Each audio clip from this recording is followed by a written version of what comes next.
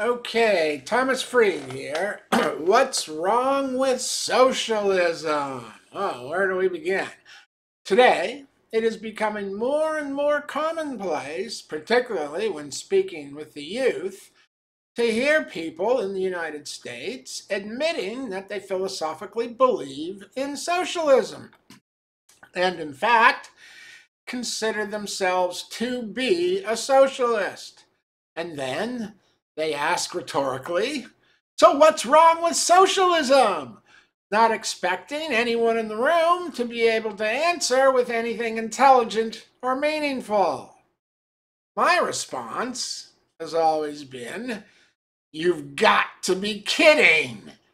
And then I really lay into them. What's wrong with socialism? Specifically, is that it violates the fundamental rules of morality as expressed in the Ten Commandments, specifically the first, fifth, eighth, and 10th commandments.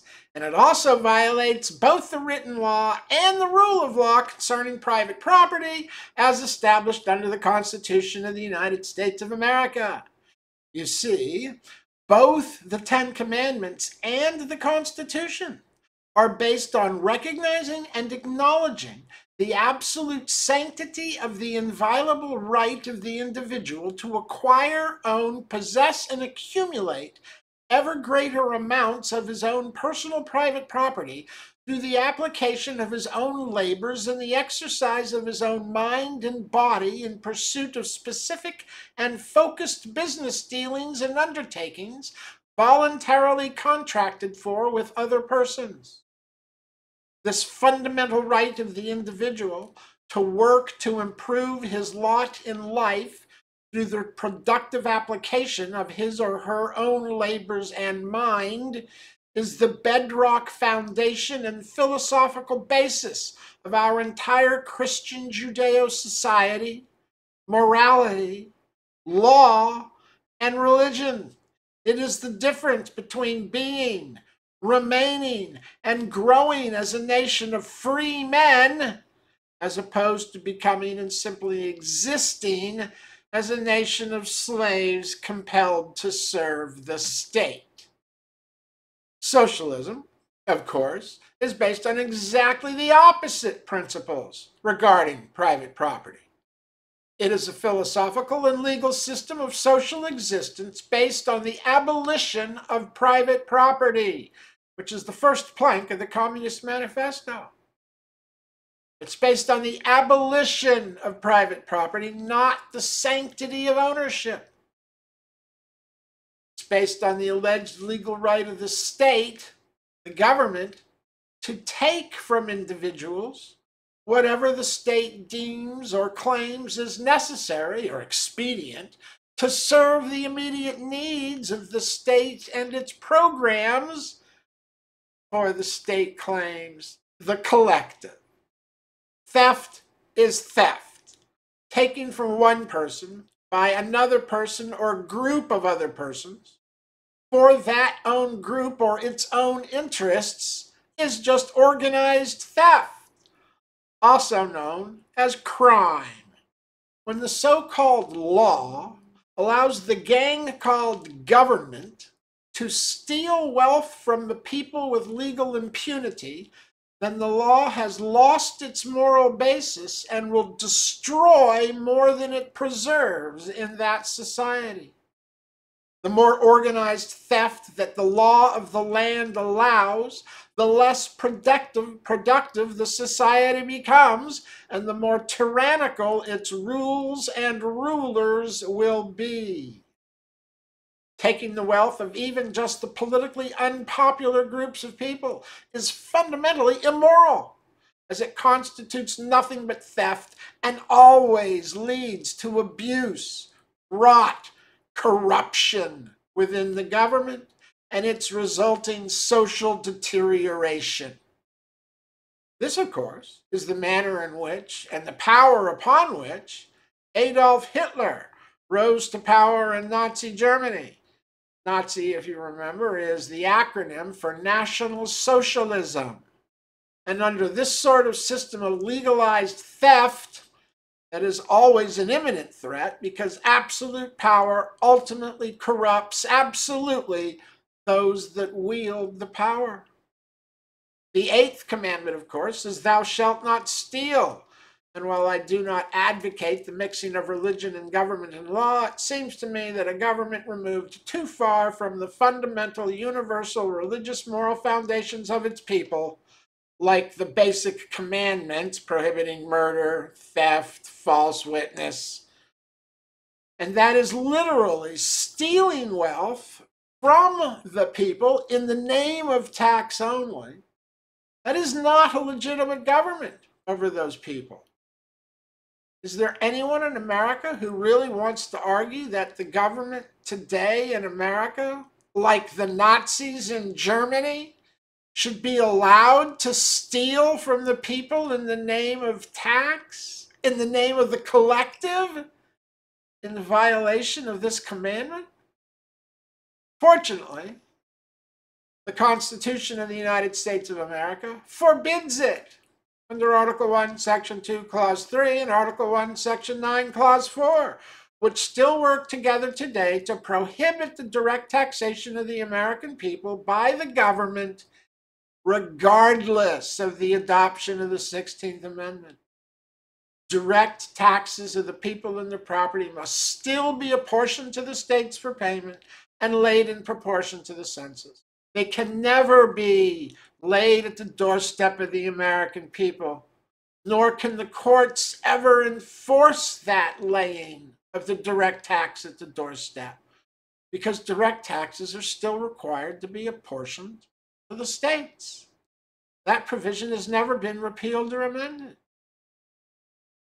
To allow the government to steal in the name of tax from the people it governs is to extend to the government, in place of God, the power of God to give and take from men.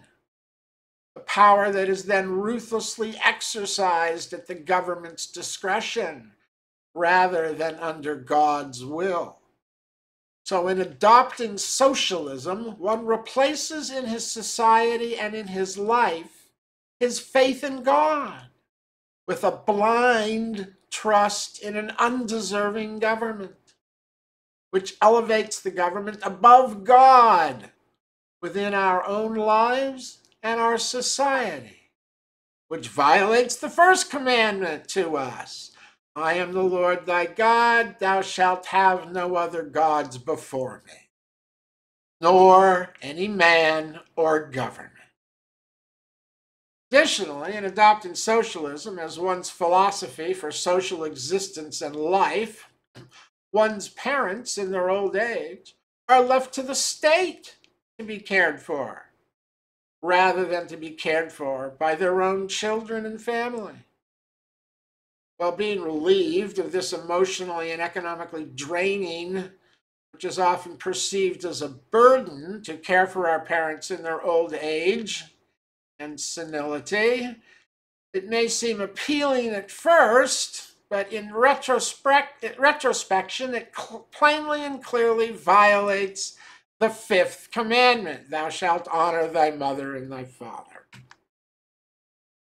Finally, the entire philosophy, I want to throw in there that in addition to abandoning the parents to the care of the state, it also, because of the theft of half of the income of the working man, compels the woman into the workplace.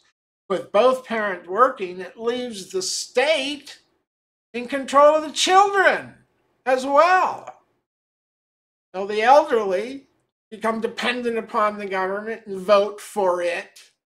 And the children are thrown into the public schools where they're taught nothing and are indoctrinated with the propaganda of socialism, which results in a whole class of students in the streets calling for the Nazi philosophy to be restored in the Middle East, who are unable to do math or speak the language or relate to other people or hold a job or perform at a job. They've been taught nothing except hatred for freedom and love of government control, which they will come to hate as they grow older and it becomes worse. So the entire philosophical basis for socialism, its immoral temptation, as it were, that each man can and should have what every other man has, violates the 10th commandment. Thou shalt not covet. This, of course, is the entire appeal to the common man about socialism. The false belief that the socialist government will be able to give him everything that he sees the wealthy today possessing around him, without realizing what really occurs is nobody is given anything and everything is taken away from everybody. So that wealth isn't shared or distributed, it's stolen and destroyed and kept by those that steal it. Should we go through the list of names in Congress and the White House that have become very wealthy while allegedly serving and representing the American people and somehow managed to accumulate hundreds of millions of dollars in wealth? Really? So this system of socialism plays on the human spirit's natural temptations, the inherent temptations to covet that which you see others with around you, to desire and want that which the others around you already have. But living your lives and running your society strictly based on that covetousness, as socialist societies do, is fundamentally immoral, as it violates the 10th command. So, what's wrong with socialism is that it is repugnant to both the Bible and the Constitution and any sense of freedom at all, because it is fundamentally immorally based in covetousness, theft, and the destruction and abolition of the individual's right to own and acquire private property to better his own lot in life through hard work and intelligent application of it. That's what's wrong with socialism.